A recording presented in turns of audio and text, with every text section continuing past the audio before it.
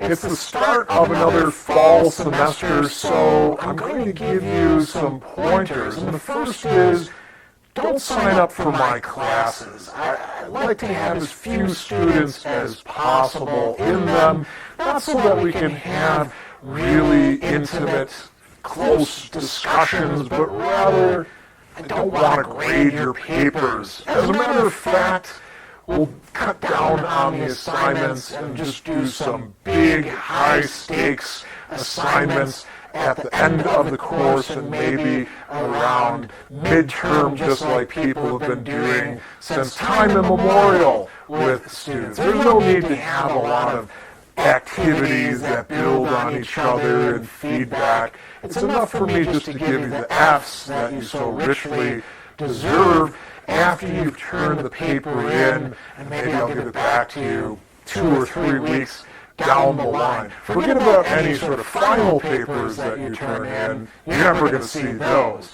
So, my advice to you as students is don't take my classes because I don't really want to teach any of you. As a matter of fact, if you show up to class, you can expect that you're going to sit back there and I'm going to talk and you're going to listen. No questions, please. And we'll reference the textbooks that you've been assigned, the ones that you have to spend a lot of money on acquiring, but we'll talk about all sorts of other things. And again, when I say we, I mean me. We'll talk about all these other matters, and you'll have to go track them down yourself. I'll write them on the board very quickly and say, you should have already read that by the time that you came to class. If not, just shut up and sit there like a bunch of mushrooms, taking it all in. What are we going to do over the course of the semester? Well, you can look at the syllabus. You can look at the syllabus, but there's not going to be anything in there that tells you about what we're going to do, because I know that none of you students are actually going to read the syllabus until you find yourself in difficulties. So we'll put the information somewhere else, maybe a page in the class website, or I'll send it to you as a PDF in an email, but I'll send it to your non-university email, and it'll go into your spam folder. I at least can say that I sent it, even if you can't find it.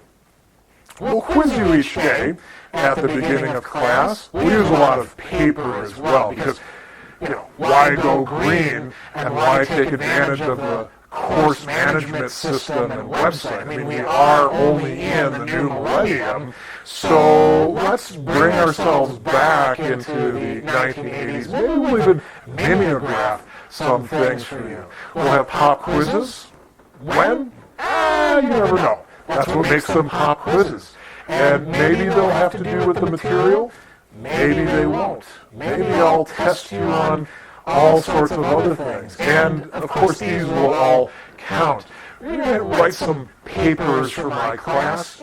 20, 30 pages ought to be enough. Make sure that you have proper Chicago Manual of Style formatting with lots and lots of footnotes, which then gives me an opportunity to use my red ink pen and say, you got this wrong, you got this wrong, you got this wrong.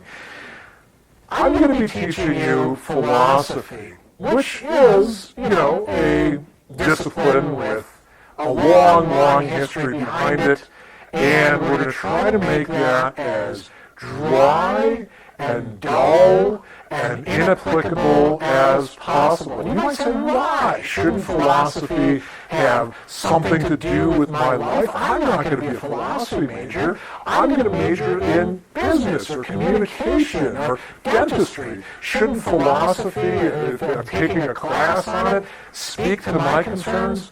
That's where you're wrong. Philosophy is about thinking big thoughts, and we'll see if they can actually fit into your little non-philosophy major heads. And of course, if you are a philosophy major, I'll be coming down harder on you and calling on you and telling you how you've got Kant or Aristotle or Mill wrong class after class after class, because that's how we do it in philosophy, right? It's an adversarial process. So this should give you some idea about what the semester ahead holds for you. And, if you don't like it, I suggest that you switch instructors or drop the class or drop out of school entirely. Wouldn't that make your parents happy and proud after they've invested so much in your future? So that's it for the start of the semester. Maybe we'll check in later on around midterm.